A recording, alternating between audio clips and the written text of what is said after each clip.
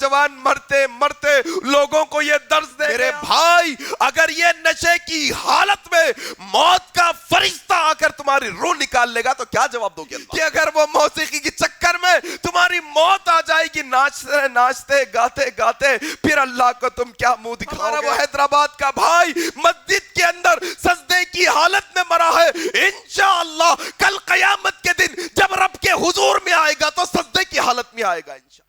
آج موسیقی اور نشہ، کیا کیا؟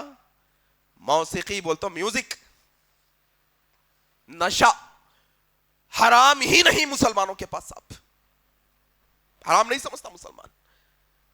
ہیڈ فون لگا لے کے جا رہا، ہیڈ فون لگا لے کے جا رہا مسلمان، کیا گانے سن رہا، گانے سنتے سنتے جا رہا، کیا کر رہا مسلمان؟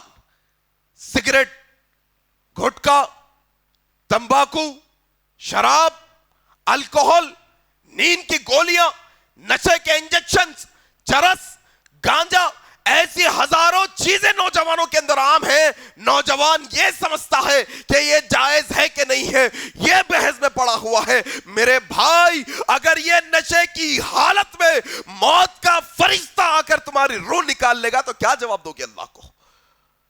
تمہارے کانوں میں ہیڈ فون لگا ہوا ہے، تم موسیقی سننے کے عادی ہو، میں اس کا فین ہوں، میں اس کی فین ہوں، وہ سنگر اچھا گاتا، وہ سنگر اچھا گاتی، وہ میوزک ایسی ہے، وہ فلاں ہے، وہ فلاں کا ہے۔ یہ مسلمانوں کی زندگی، مسلمانوں کو یہ سمجھ میں نہیں کہ اگر وہ موسیقی کی چکر میں تمہاری موت آ جائے گی ناچتے ناچتے گاتے گاتے پھر اللہ کو تم کیا منہ دکھاؤ گے؟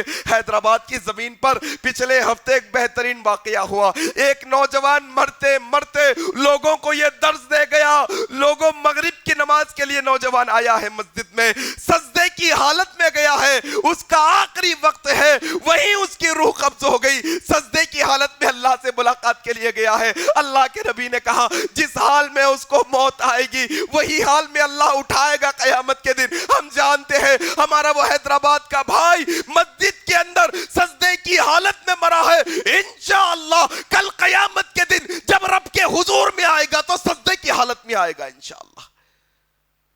اور وہ نوجوان بھی سوچ لے جو اپنے کانوں میں موسیقی کے بڈز لگاتے ہیں، وہ لوگ بھی سوچ لے جو نشے کی حالت میں ہمیشہ رہتے ہیں، اگر تم موسیقی سنتے سنتے مرو گے کل قیامت میں ویسے ہی اٹھائے جاؤ گے، تم نشے کی حالت میں مرو گے